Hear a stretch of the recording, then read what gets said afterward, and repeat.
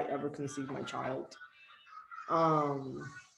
And that wasn't just like eating healthy or anything like that. It was uh, I was very aware that I didn't want to pass on intergenerational cycles if I could help it.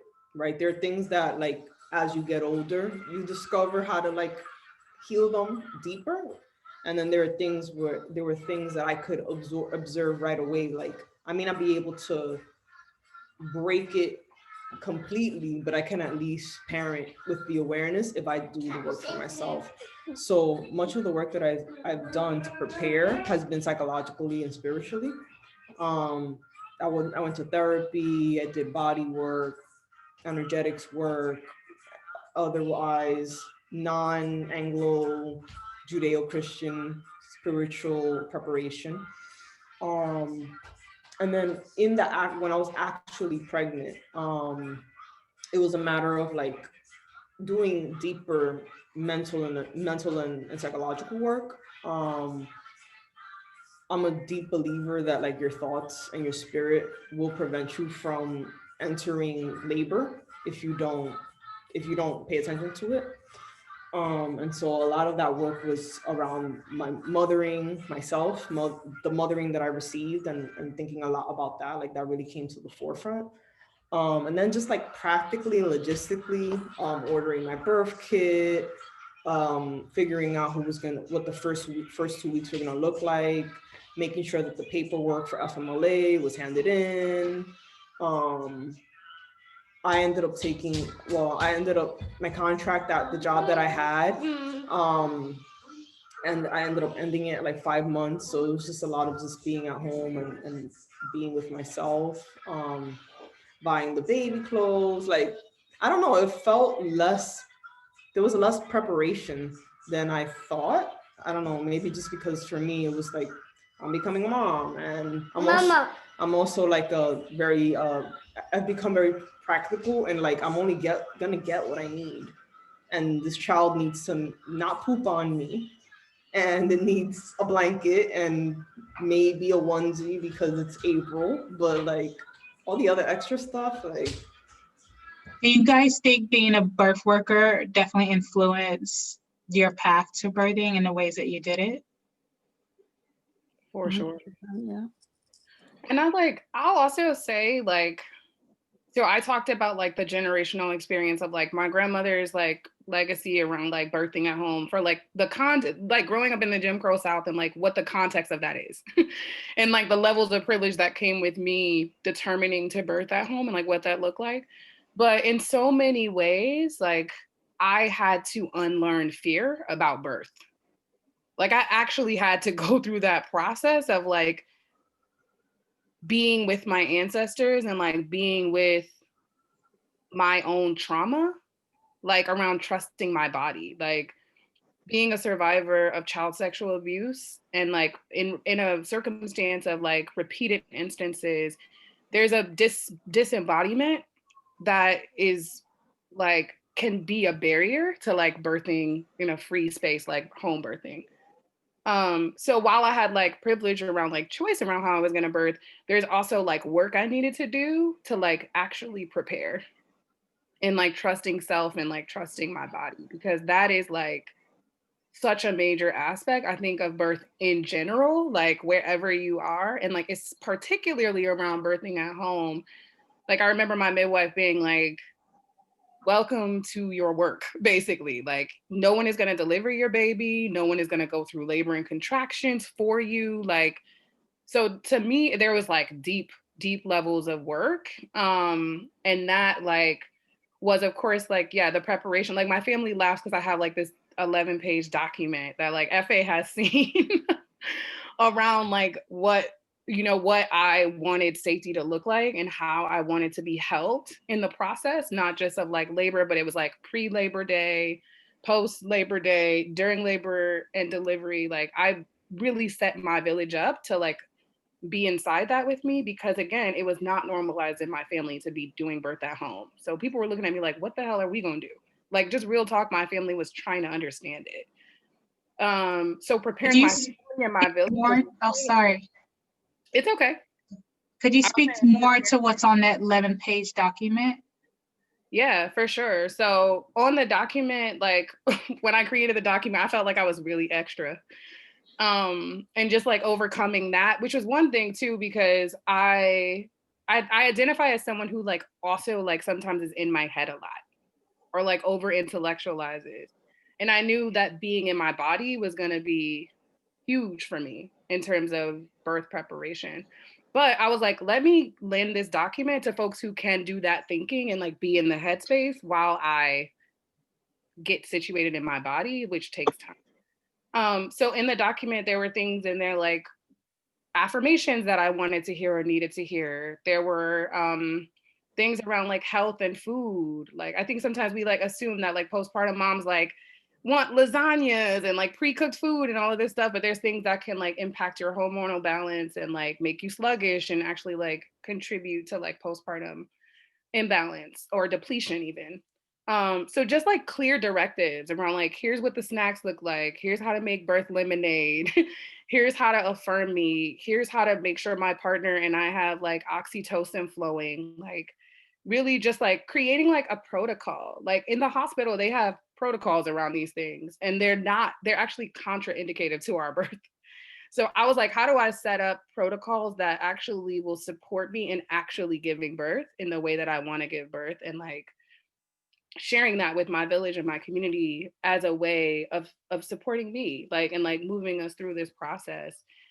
So there was a lot of detail in there, everything from like food to like supplies to like schedules around like meal training and supporting the birth team also. So I had a midwife, a midwife's assistant, and a doula. So like what needed to be done in order to support them and sustain them. Like it really was like a village care, like kind of manual, like skin to skin. I mean, all of it was there. So I really wanted to make sure that my community and family was like set up in the way of preparation. And I do agree that like mental space impacts like your ability to enter birth. I had water break and then no contractions for several hours, like almost a whole night into a next day. And it was a mental conversation. Like it was not my body, it was like a very much a head space like that needed breakthrough. And as soon as I accepted that, like I was able to release into my first contraction. So like those conversations are like really real. They're not like theoretical. They're like, it's a really real thing. So those levels of prep, I think, are also needed to be normalized. Um, I wasn't as extensive, but I do feel that what I knew coming into the birth process absolutely influenced what I wanted and how I decided to birth and parent and like take care of my child, at least in the infancy stage. Um, what I could never anticipate is, and I'm not sure if this happens to doulas, but among midwives that I've spoken to who were midwives before they gave birth, they always have the craziest fucking births. And I'm not know if I'm supposed to not curse on this, but like, bro, we always have the craziest fucking births. Like, and so there was no way for me to prep for having the birth that I had. I think, now I don't know if this is part of the questions that you're gonna ask, but like there is nothing that preps you for the stuff that comes up, especially as a prima gravida, especially as somebody who's first giving birth, right? Like you can think, oh, the boogeyman of my childhood trauma is over there, and my issues with my mom are over there, my issues with my dad, they're in this box, but you never can predict how it's gonna show up, and if you're going to be able to get through to the other side, and then taking into account that it's like psychological, physical, and your body all at the same time, which I'll get more into when we're talking about our actual birth stories about that specific piece. My particular experience with birth, I feel, was pretty unique for those of you on the call who saw me when I was pregnant. I was going through an intensely spiritual moment and experience in my life, which required me to have to adjust my plans. So like Savannah, when you speak about like a 10-page birth plan, a lot of the things that I had thought and imagined that I wanted for my birth some of them went out the window because I could not do that because I was adhering to specific spiritual protocols. And while I'm grateful that I was in that spiritual bubble that I was in, when you're operating on the spiritual plane, especially when it comes to birth, connecting that to the spiritual plane, to the physical plane, can be difficult if the other folks around you are not attuned, right? So like you can have a 10-page plan of affirmations, but if the person that is vocalizing these aspirations doesn't believe them, right, then screw the affirmation, right? Like you might need somebody to be like, I trust my body, and this mofo walks in like, I guess I trust my body. Like they don't trust their own body. Right. That actually happened. Yeah, that actually happened. So I guess that kind of can lead into what was that day or days like the birthing day of the child and the birthing day of yourself. Whoever wants to lead us down that pathway first. I just want to respond to Carmen, like the prep around like the birth plan, so much of that went out the window. And my doula prepared me for that too. She was like, this is cute. I want to send that to you. Like, this is real nice. This is cute. But so much of it also helped my family understand like shit they would not have understood. But I wouldn't say it prepared me. It prepared my team, but it didn't necessarily prepare me.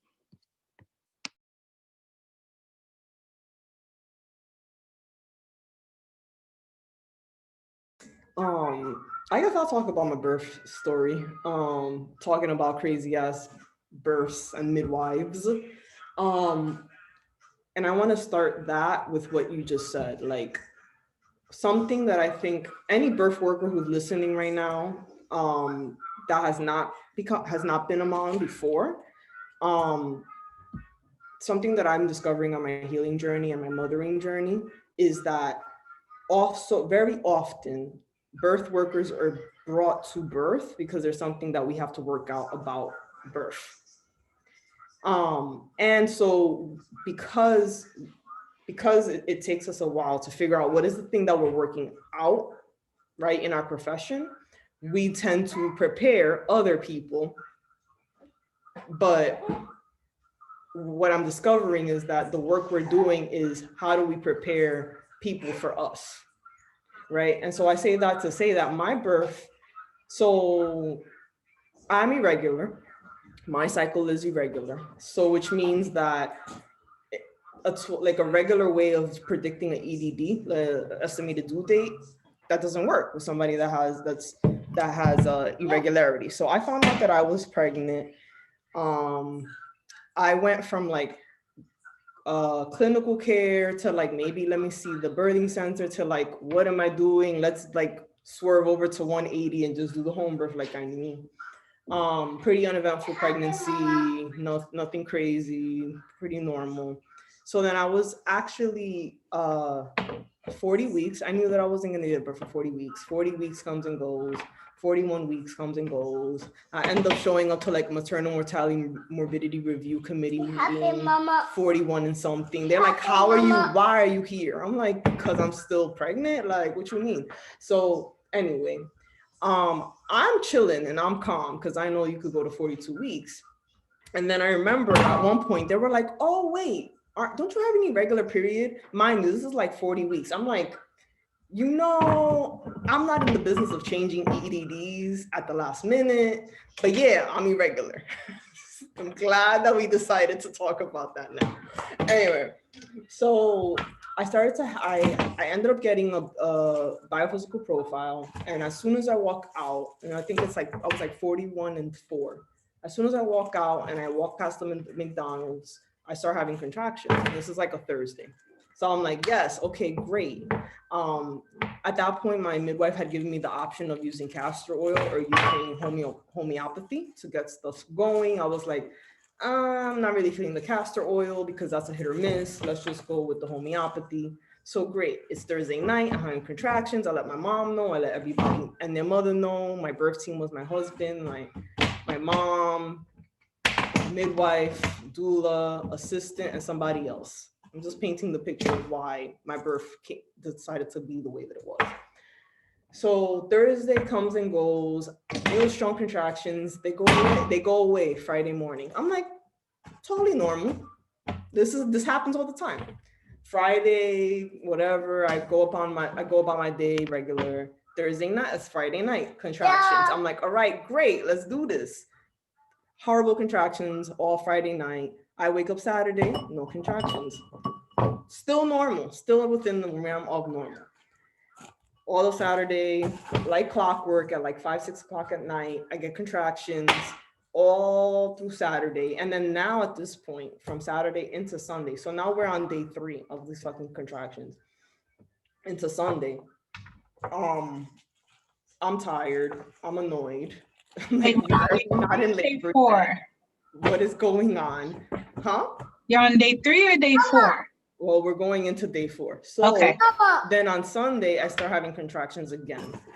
After they stop. And then they're like, the midwives come, they check me out, they make like, hey, you're doing great, this is normal. I'm like, I know this is normal, but this is not okay, bro. So then I take a walk and then I start having pain.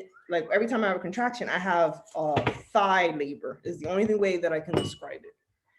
And it's rare. I've not seen it in many times. And coincidentally, most birth workers have not seen this type of labor because usually people are not in labor past 24 hours. So Sunday I'm in labor. So now I have contractions and now I have this pain that's happening that I don't know what's happening, whatever, fine. So Sunday goes into Monday and my water breaks Sunday night. I'm still having contractions. It's like light mech staining. Nobody's worried. And then they were like, maybe you should sleep. I'm like, oh, really? That would be amazing. So they were like, give her a Benadryl. ¿Pa qué fue eso? So they gave me a fucking Benadryl. So now I have contractions and I'm hallucinating at the same time. Because I can't sleep because the contractions are coming. So now I'm hopped up on this fucking drug, effed up, talking to people that are not there. Or maybe they were. I don't know. The jury's still out. So Sunday morning, Monday morning, I'm having contractions. And now I'm having contractions with thigh labor. So thigh labor is exactly what it sounds like. You're having the contractions, and then as soon as you start having the contraction, all the front of your thigh starts to hurt, like hot pissing fire of your legs. So we're doing all of the things. Like I get checked at one point. They're like, oh, you're almost complete. And actually, no, you're not. I'm like, oh my God. So I have this belief that I use in my midwifery work and doula work. I believe that pain is necessary, and I also believe that pain has purpose.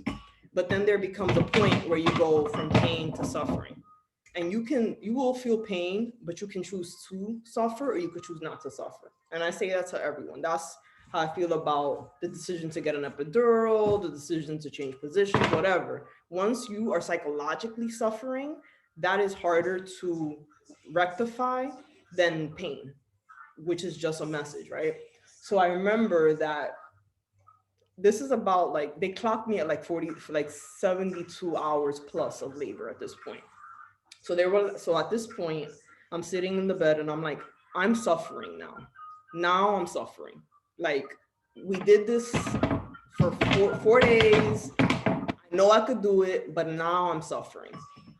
Like, this thigh pain is not something that I can integrate and assimilate because I don't have the rest. I have not slept in 4 days. I can't do this, or else I'm gonna psychologically get fucked up. So then they asked me where I wanted to transfer to. And I said, I would like to transfer to North Central Bronx because I know that I would be transferred into the care of midwives. And it was the most seamless, beautiful transfer that I have ever seen or heard of in my life. The ride to the fucking hospital was horrible. It was 15 minutes, but it was the most horrible 15 contracting minutes of my life. I got there, they were expecting me. My midwife walked in with me, with my with us. She drove behind us. She walked in with me. She handed in over my paperwork. She had a conversation with the midwife that was taking me in. The part that sucked the most was the anesthesiologist, and when they put in my catheter, the urine catheter. If I ever see that nurse in the streets, on site, people, on site, because you don't treat urethras that way. Like vaginas, they have a little, you know, the urethras are delicate. This freaking homie shoved the urethra up the thingamajig, the catheter in my urethra, shoved. Anyway, that's besides the point. I was in labor for about like another 2 hours, and what the epidural helped me do was be able to relax because I was tensing up with the thigh labor. And then of course, because this comedy of errors could not possibly get any funnier, so I'm getting to the point of being complete, and it's time to switch shift turnover or whatever. So the midwife that was with me was not going to be the one that was birthing, whatever. So during this time, I start saying, I really have to poop. Obviously, somewhere in my logical mind, I know what that means, but in my labor mind, couldn't tell you why. So I'm saying this like a mantra. I need to poop, I need to poop, I need to poop, I need to poop. And so my doula's like, that's the baby's head, that's the baby's head. And it wasn't until my husband was like, sweetie, that is the baby's head. Stop telling us that you have to poop. And I was like, well, okay, so then can I push? They're like, well, let's wait. So finally I end up pushing. And they were like, have you given birth before? I was like, no. They're like, because you pushed like a rock star. I was like, I was in labor for 4 days. You think I'm gonna push for an hour, fam? We getting this done right now. So that was my birth story. Here she is. Thank you, Carmen. Lita. Yeah. What was your birth?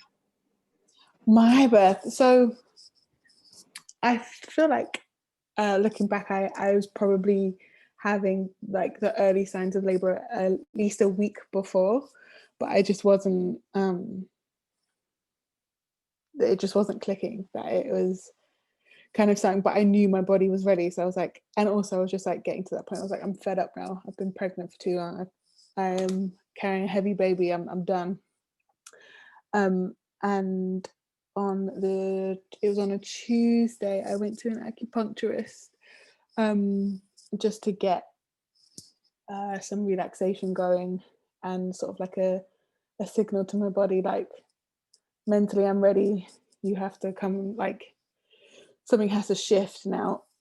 And I remember like it was a Tuesday evening, I was in the bath, and my husband was kind of like just chilling in the bathroom with me, and he was just, and I just remember looking at him going like, are you actually ready? Like, have you read the stuff that I've told you to read? Like, do you know what you have to do? Like, and he panicked and was like, what do you mean? Like, and I was like, no, I need you to be ready.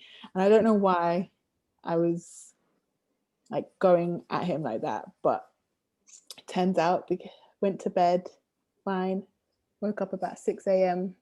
Wait, so how many hours has it been since? Nothing had happened yet. I just, this is Okay. just prior to, like, I was trying to get my body ready because I just knew it was happening soon. I don't know why. I just had a vibe that it was going to happen soon. I woke up 6 a.m. Wednesday morning, and I was like, is that just discharge? Because when you're pregnant, you're just like leaking, and you get to the point where you're like, yeah, just leaking. Or is that my waters? I wasn't sure. And then I'd had on and off Braxton Hicks. So I kind of felt like this really slight contraction. And I was just like, oh, I don't know if that's anything. Within like 15 minutes, they were becoming a bit more stronger and breaking. I was like, okay, this is it. I think this is showtime. My mum was staying with us. I had got her to stay from when I was about 37 weeks to come and stay with us until baby was born. So she was in the spare room. My husband was still sleeping. I didn't wake anyone up. I just went to the bathroom, ran a bath. And while the bath was running, I went into the space where I envisioned I was going to give birth. It was like just like an empty bedroom. Saged the place, kind of put some incense going, kept the vibe. My mum woke up and she was like, what are you doing? I was like, oh, I'm in labor. But it's all right, go back to sleep because I don't know how long this is going to be. Went and had a bath for about 20 minutes. Contractions were picking up, but I was able to kind of breathe through. It didn't feel like anything I couldn't handle. And I think at that time I just wanted to be alone anyway, just to kind of like give myself a bit of a pep talk, like this is it now, like no turning back. And I woke my husband up like, hey honey, I'm in labor, it's all right, you can go back to sleep, don't worry about it. But he shit himself straight away and was like, oh shit, what do I do, who do I call? And I was like, it's fine. I made myself a liter of smoothie, like a green smoothie, just like a liter. Yeah, I don't know how much is. Yeah, yeah. It was I was at that point, I was having like a liter smoothies a day, anyway. So it was like nothing. But I had a green smoothie because I was just like, I don't know how long this is gonna go on for, or you know when I'm next gonna be able to like eat or drink or anything. So I had that, and then it just seemed out of nowhere the contractions were picking up and were pretty intense. I just took off all my clothes and just wanted to be naked. I didn't really want anyone around me. Everyone got to the point that everyone's just like breathing was irritating me. The midwife came and I just didn't want her to talk to me. I just didn't like, she checked the baby and I was like, okay, now I need you to go over there because I just don't want to look at you. I just wanted to be in my own zone. I felt like I just had to do what I had to do alone. Like nothing really eventful that happened really. Like it just started picking up. I sat on the toilet and that's when I was like, I'm gonna shit this baby out on the toilet because it was pretty swift. Midwife was like, no, I don't think you're actually as far along as you're making out to be. And I was like, no, I am. Got off the toilet. She had a look. The baby's head was there. I moved to the side of a bed. And I remember just like looking up outside the window and there was a tree and then a little bird came. And the bird looked at me and was like, your daughter's coming, get ready. I was like, okay. Literally, and then like after maybe 10-15 minutes of pushing, I was standing up. Her head came out. I felt her long body come all the way out. I held her back. The midwife got the rest of her body, and the cord was wrapped around twice around her neck, but that was like nothing. Came off. Baby was there. She didn't cry. She just looked at me like, yo, and that was pretty much it. And I immediately climbed into bed, made my mom go and make some crumpets with some butter and jam and cheese and bring the snacks up, and just trying to figure out how to breastfeed my baby. That's pretty much it. That's it. Thank you, Lita. Savannah, you ready? Wow. You know, you're in the fields. It's amazing hearing y'all like talk about your birth stories. Really, like, I love this. So my water broke at 40 weeks, broke on the day. I was sleeping in the bed. My partner came home like from a really late night and like was trying to like hug me or give me a kiss goodnight. And I was like, please back up. And then like I got up to like get out of bed and my water just started breaking, you know? So then I like went to him. He was like in another room. I was like, my water is breaking. And then we just like prayed, shook, and like drank some lemonade, like limeade, you know, birth lemonade, and like went to sleep. I woke up the next day and I wasn't feeling any contractions. This is when I called my midwife. I didn't call her when my water broke because I knew that wasn't like an emergency. I knew what was normal, like Carmen was describing. So I called her probably when it was like exactly 12 hours later. So if my water broke around 3, I called her around 3 p.m. And I was like, hey, my water broke last night. I ain't felt a thing since. And she was like, all right, chill out. So then I was like, okay, cool. So we went to get some food. We got some doubles like on Nostrand Avenue. I ate a lot. I spent the day literally like hugging trees and eating. Like I knew I wanted to be grounded. I wanted to be full. I wanted my belly full. And I was also talking to my baby, like just trying to sync us up because I could also feel that wasn't happening. So I think around later that night, like maybe around 9 o'clock, I called her back and I was like, still nothing. And she was like, are you ready to have this baby? Like, she was like, sis, I cannot help you. I was like, should we do nipple stimulation? Should we have sex? What should we do? And she was like, first of all, get less hype. Second of all, like she was like, don't start obsessing over like what your body is meant to do. And then secondly, she was like, if your mind though needs work, like have that conversation. And my midwife doesn't talk like this, but this is my translation of her. And like the messaging I took in from her. So when she told me that what I needed to do was really like prepare my mind and like my spirit around giving birth, that was like intense because I was like, oh, this is when I'm being called up, like into a higher like possibility and also like version of myself.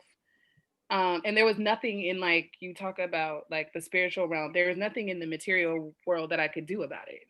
Like I could do all the nipple stimulation I wanted. I could like bounce on a ball for 10 hours. Like that was not what was needed. I really needed to have an inner dialogue of like bringing myself to what was really coming and like this crossings. So I did that. I did it alone. Like I kind of like sat down and did that alone. And I had that like real conversation and I could feel the shift. Like it was undeniable. And then I told my partner, I was like, I want to go up to the roof and look at the moon tonight and then come back in and let life, like let it be, right? Like let it be so. So we went up, we went to the moon and I was like, this is it for us together, like just the two of us. Like we need to release this. So we did that. We came back in the house and we literally turned on Knocked Up and ate Doritos on the couch. And within 10 minutes, my contractions started. And I was so excited. I was like welcoming the experience, welcoming the feeling. Like it was so intense. But I knew it wasn't like the most intense it would be, but it was very intense because it was so drastic from like going all day of like not experiencing anything. And so we just started managing and like we just did the comfort measures. Like I needed them right away. I didn't have thigh labor, I had back labor. So it was all sacral. Like I couldn't sit down without scooting to the front of my couch. So that I taught him right away. I was like, here's double hip squeeze and here's counter pressure. That's what you need. And I was like, we don't need to call anybody until we cannot no longer manage this part on our own. So at that point, I didn't give the midwife an update. I didn't even call my doula. We pretty much went through a lot of the night, like just doing that. Tried to rest, not possible, because the labor was real. And then I knew like as a doula, I was like, I'm not gonna call the doula until I can't talk to her myself. until I'm telling somebody else, like, call her. And that's like my last words. So that point came, and I was like, call her. And so my partner called her, and she did what like doulas who know how to like assess do. And she was like, let me talk to her. And so she tried to get on the phone and tried to talk to me. And then when she realized for several minutes that she couldn't communicate with me because I was managing contractions and labor, she was like, all right, I'll be there in like about an hour or so. So she came through, and honestly, still when she came through, there was not much for her to do. And the reason I say this part is because like there's a lot of like jumping hype and like calling in support when like you really don't need to be. Like you probably can manage it and do it on your own. And labor is a journey, it's long. Especially if you're a first time mom. So we were managing fine. I managed a lot of contractions with that counter pressure and also like with being audible. Like I was roaring pretty much the entire labor. And it literally helped. Like it helped like communicate to my body to open. I feel like Lita, I feel like I was on the toilet the whole time too. Those doubles and whatever else I ate like was just like the pressure was real. So I was I spent a lot of labor in the bathroom actually, because I just wanted to be close to throw up and to go and to take a shit like the whole time. That relief was like, it was an incredible formula for me. And so, yeah, I wasn't checked actually the entire time that I was in labor.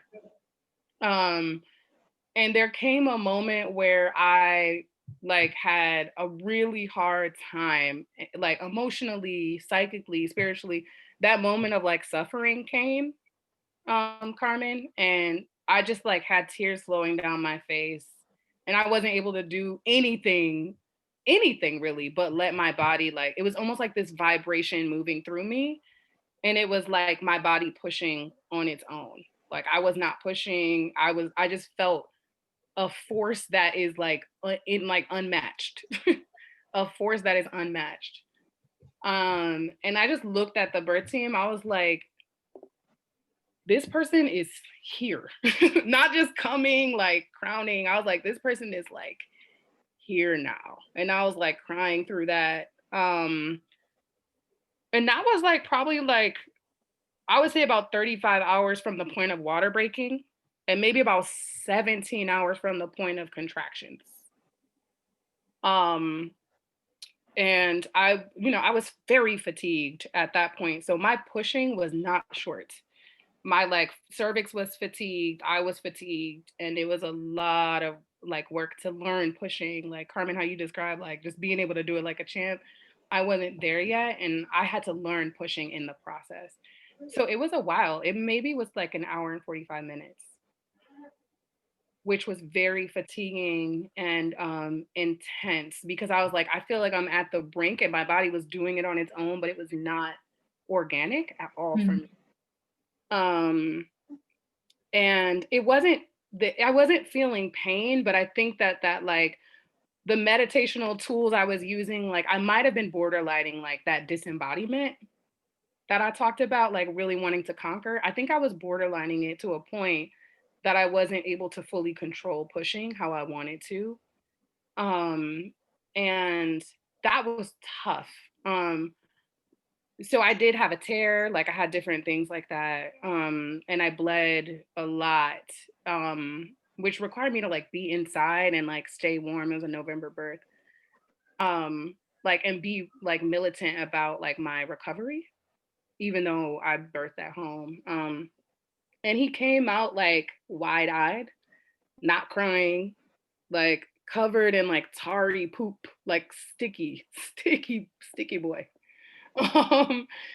And yeah, there was nothing like that moment. I think that the one thing I would add is more painful than that was like birthing my placenta. I did not know that that experience was gonna feel as intense as it was. My uterus was like, he was on the other side, and my uterus was contracting so intensely. And I don't think I was prepared for that. Because I was like, I want to hold my baby, but the stimulation, the oxytocin of holding him made my uterus contract more. And so there was this like emotional disconnect that I would say. Like you wanted to pass him away. Yeah, but I was like, every time I hold him, I'm experiencing like intense pain. And that's hard to like have pain associated with holding your baby when you wait for that moment for so long. So that, you know, that was my birth story. It was like amazing and beautiful and ritualistic and like all the ways that I wanted it to be. The support was everything I wanted it to be. But as to Carmen said, like there are moments you can't prepare for that, like they come at you in like real time. So it runs very deep. Thank you, Vaughn, for sharing. All of you guys, such different and beautiful stories that, you know, I wasn't expecting. As someone who attends a lot of births, it starts to become, oh, this is a birth, this is a birth, this is a birth. But when I'm not present and listening to the story, it's just another way of really understanding how different experience it can be. And so when folks are often like, how was your birth? Having to also tell them that my experiences or your experience is not going to be the same. Because that no two births are alike. To go through the Q&A questions, so we have a few here. For Savannah, how did you unlearn fear before delivering? Asking for my clients who are always saying that they're afraid of the pain. So earlier when I was saying I had to unlearn fear, it was actually around like home birth, like undoing internalized like ideas that like home birth wasn't possible for me. But I think in terms of unlearning fear, there's like, because there is such a journey that happens inside of birth, like you never really get there. Or I should say I never really got there. There were like confrontations with like, within various realms, I would say, that I wasn't expecting. And so like around every corner, there was there were new things to like be with. So even if I was like, oh, I unlearned fear around like having a home birth or whatever that is, like internalized ideas that home birth is not normal. Let's say I unlearned that, then I'm like, and then I'm at a new crossing. It's almost like you're peeling back veils over and over and over again. And people talk about even like with contractions, there's like a ratcheting up of like the contractions, the experiences that occur, and they're new rooms. So vulnerability like is a part of the process, like being in confrontation with like fear is a part of the process. And then also knowing what parts of that ain't real. Like some of that ain't real. Like fear is not always real shit to be afraid of, but like there are things that we are constantly unlearning about our own power, about our own strength, about the sacred, about trusting ancestors, about walking in ritual, about being with the self.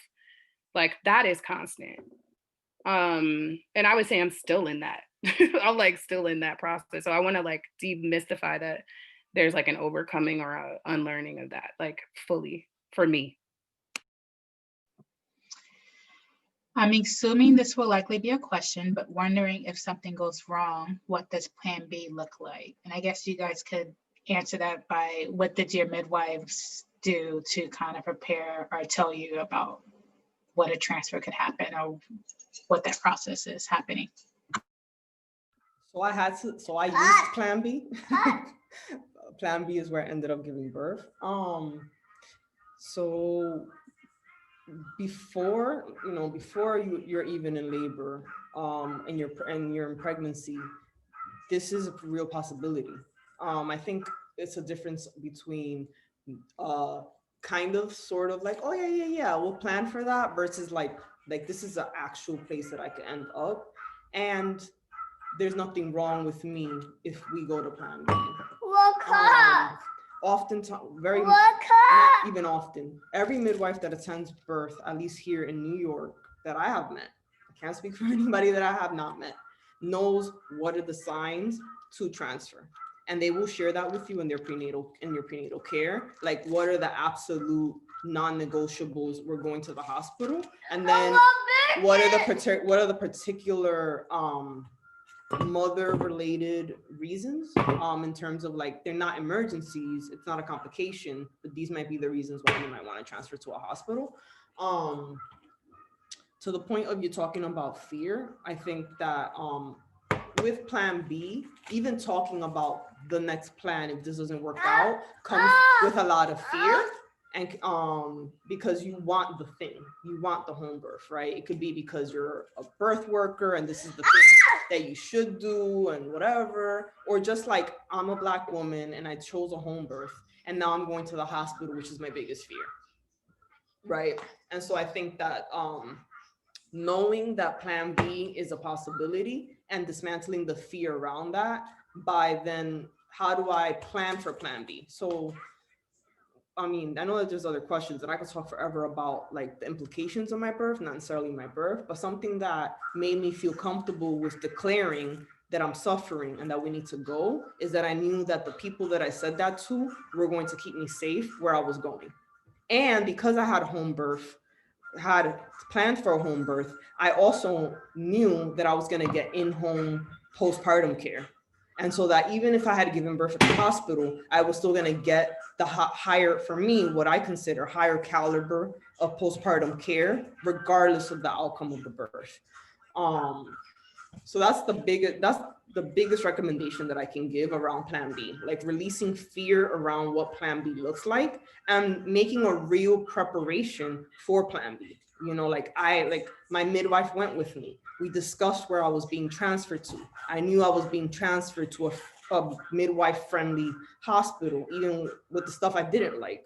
I had my doula who is familiar with hospital procedures, so I knew that whatever situation arose, she was going to be able to help me make me and my partner make the best decision, because I picked her specifically for her expertise in that particular realm.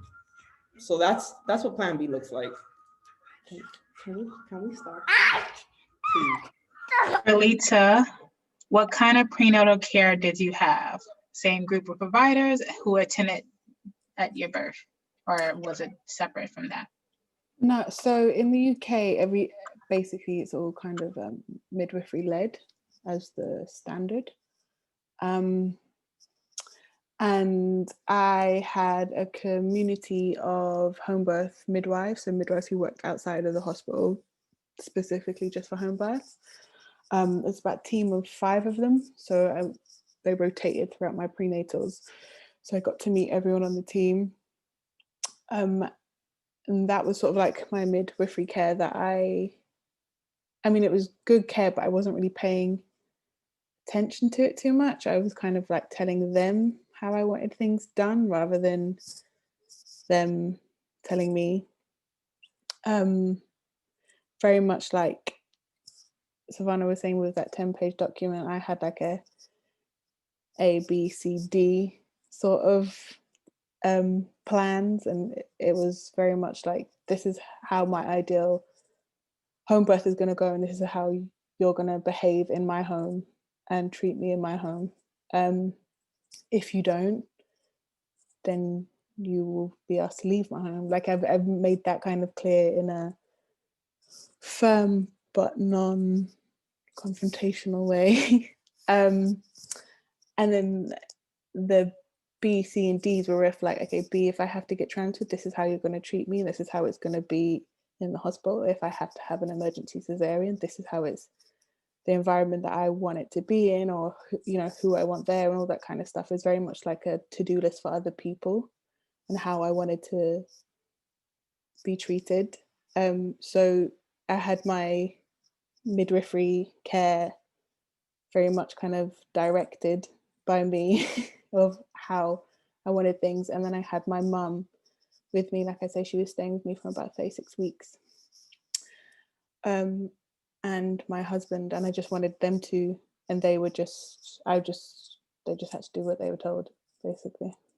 So that was my sort of prenatal care team.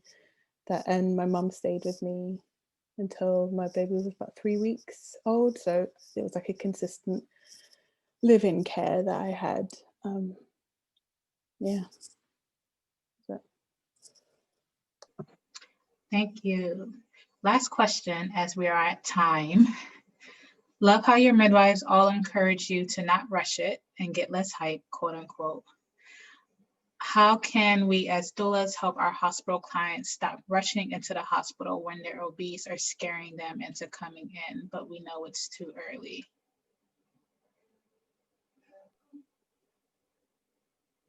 I'm still trying to figure out how to like support people around this.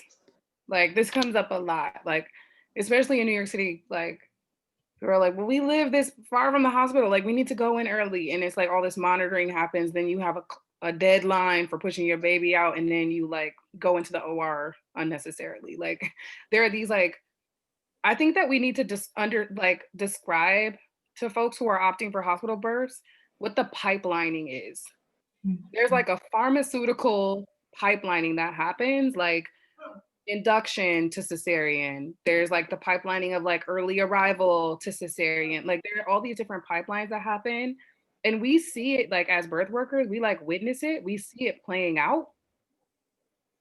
And it's very fear-based, and it's very like tactic-based, and it's very capitalist, and it's very fucked up, like to be honest. And so like I'm still trying to figure out how to help people do that without creating more fear, without being like, well, if you go too early, this is what's going to happen to you. Like, what is the process for like supporting people around this? And like, it's like advocating. Like, how do you advocate of like, actually, I don't need to be here at this time? like what does that really look like? And I've navigated that a lot as a doula in terms of just supporting people and navigating for themselves on that, but would love to hear like other folks' thoughts on that. So I guess I look at this from the perspective of someone that has stepped away from hospital birth, and I only support people that I know personally at a hospital. I hate to burst anybody's bubble, but there's seldom anything you can do as a doula once the fear grips them. Because fear is such a personal thing that, like, let's say, for example, Savannah has a phobia of spiders. And I'm like, I'm gonna hold your hand through this field of spiders and none of them are gonna touch you. I promise you. But because Savannah has a phobia of spiders, there's nothing that I can say to her. Even if we have like a yellow brick road that's like 10 miles long and the spiders are nowhere near us, we won't be able to cross this field if she cannot convince herself of that. And so I share that analogy to say that, like, you can only give your client so much information, but if they have not like hacked their own fear, anything that anybody says to them is going to shake them up. And if their birth team, whether that's the doula, her mom, partner, other people who are in the house, if they have not done work or they're not on the same page, they can also trigger her fear even then. So it's, I don't mean to speak disparaging of people who go into labor and go to hospital birth. And unless you are someone who walks into a hospital birth knowing that they're going to try to do Jedi mind tricks on you, there's nothing really I could do. Like, I've had a situation where, like, every single prenatal visit, I said, we're going to wait to go into the hospital until your contractions are close together. Every single prenatal visit, every single one, I said, call me. And then if you need me to come to the house, we will work together and then I will help you. The first contraction this person had, they went to the hospital. And then they proceeded to have a shitty ass experience, like I told them would happen. And then I showed up and, you know, had to advocate and be a protector instead of just a whole hand holder. Which, like, doulas, I love y'all, but we are not shields and we are not protectors. No, like, get it all the way together, doulas. So that's the thing. And so then I show up and I'm like, I cannot unfuck your situation. Like, somebody in the chat said, why did you hire me? Like, as a question. I've had that same thing where people literally call me and they're like, we're actually at the hospital already. Like, and it's like, we've gone over the drill of like, for your own safety, do not go to the hospital until like I come see you. That it does not matter. I completely agree with the analogy of the field of spiders. I've been there with folks. Yeah. And so I think, so, and I say this as someone that gave birth in a hospital after wanting a home birth. Like, even in the hospital setting, for example, like the hospital, it was whatever, like I wasn't traumatized or whatnot. But I remember right after I gave birth, I was asked if I wanted the vitamin K shot, and I said no. And then I was told, oh, so then we're calling ACS. So you're put in that situation, no matter how much work you do around your fear, you are in a situation where where your reptilian animal mind is like, I need to protect myself and my child. So I'm gonna make the decision that they're telling me to do, because I can't think straight right now. I just gave birth like 5 minutes ago, and now you're threatening me with legal action because of this thing. I'm gonna choose the thing because I don't want to do legal action, because that's gonna mess up my safety, right? So then there's also like, how do you unfuck someone in a fucked up situation? You can't. Well, the minute you walk into a hospital, this is the MO. And it's not because the doctors are terrible. It's not because the nurse is terrible. You're walking into spiritually, historically charged spaces. And so you can't pull the ancestors out of the walls. You can't undo the screams. You can't you can't unbraid patriarchy from the IV line. Like, so I think that when you're talking about fear, you're talking about real deep stuff that like you're walking into. It's like you're walking into a haunted house trying not to be scared. Like only the biggest G's of the G's who are not punks can walk into like I'm a punk. I cannot walk into a haunted house. So why would I go into a haunted house if I know that no matter how much I prep myself and I'm like, I'm gonna do this, I swear to God, I'm gonna be able to get through the end and I'm not gonna scream, it's not gonna happen. It's not. And so the real thing is like, what kind of conversations are we having with our clients? Are we telling them the truth? Are we actually like asking the deep psychological questions that quite frankly, I don't know that many of us may have the capacity to do. Like, you got to sit there and be like, who hurt you? What are you afraid of? Where in your body does it hurt? Why do you need your mother in the room if you already said you didn't want her there? Right? And then if they're not going to tell you, like somebody just said in the chat, then you have to remember that their birth outcome has nothing to do with you. People are going to birth the way that they live. And I say this as somebody that had a 4-day labor. People are going to birth the way they live. That is a quote. The reason why I can tell you, and I'm still undoing this, and I'm gonna shut up, I'm sorry, y'all. The reason why I had a 4-day labor was because of my body and my mind and my birth team. I love everybody on my birth team. And I picked people that my subconscious knew that I would still have to take care of. I'm in therapy, so don't tell me I gotta go to therapy. I know, I'm all messed up. So I picked people that I needed to take care of. I picked people that I still had to be the midwife because I had to be in control. I later found out that my body, like structurally, needed to do work. Like my spine, my hips were all out of alignment. I also, nobody asked me why I was in labor that long on my birth team. It turns out that out of those 4 days, 2 of those days were the birthdays of people that had hurt me deeply. And so I literally told myself, and I remember in my labor process, I don't want to give birth today because it's so-and-so's birthday.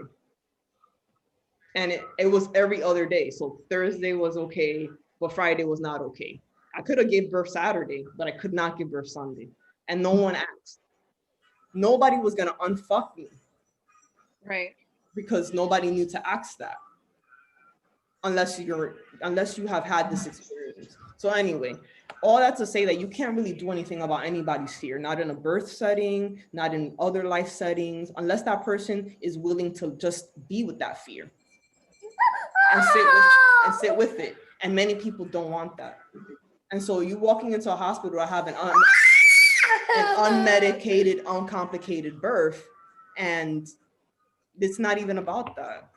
That you having a whole conversation with your grandma and your mom, and you upset with your dad and homeboy that fucked you over five years ago. And I'm saying this real like nonchalantly, but it's the truth. Like, you had a fight with Boo thing, and now he's in the room, and you not feeling him, but you feel bad for sending him out. So many thoughts pop up at that time. Shut up now. Yeah.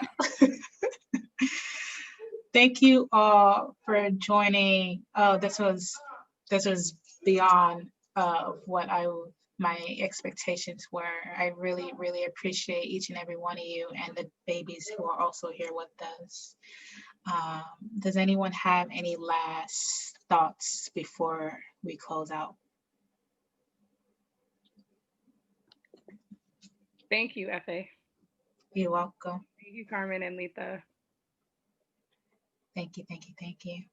Those the rest of you, if you're going to join us for the next few workshops, please take care of yourself before joining in, and I will see you all soon.